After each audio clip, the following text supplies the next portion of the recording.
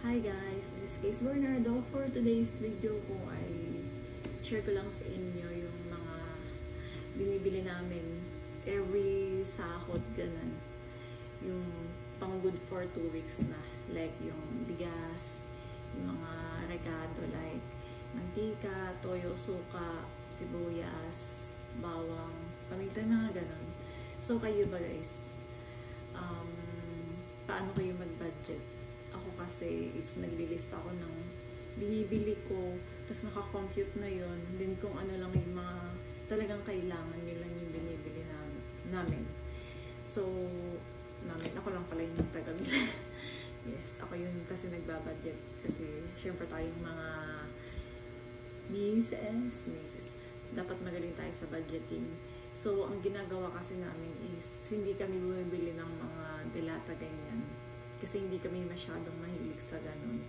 Ang binili namin is like tuyo, mga dilis, or egg. Egg kasi masarap sa umaga.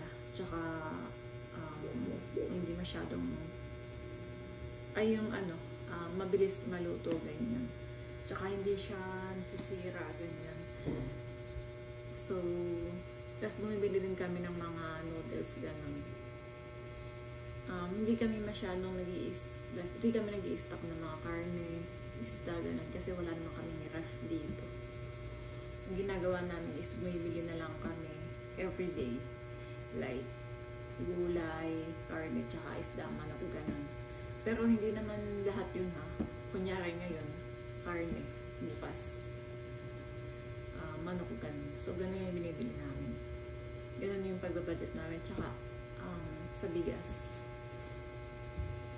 Yun, bumibili na kami ng good for 2 weeks. Ganun.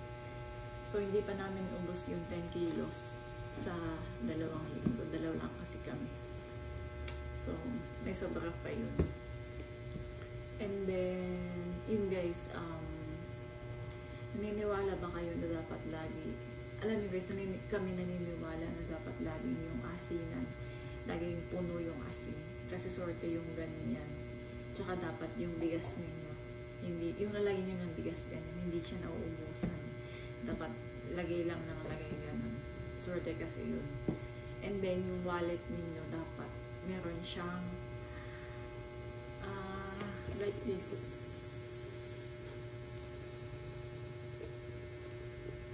Yung ganito. Laurel. Yung dahon ng laurel. So sorte din kasi yun. So pakita ko sa inyo yung nabili. Ayan, nag-grocery pala ako. Tapos mamili na ako. Hindi ko na ipakita yung iba. Kasi nailagay ko na siya, naayos ko na pati yung mga rekado. So nag-upload lang tayo sa vlog natin for today's video kasi wala tayong vlog. So gagawa na kasi ako ng mga daily vlogs dito sa apartment. So yun lang guys, yung vlog ko for today. Thank you po sa mga patuloy na nanonood at nagsusuporta.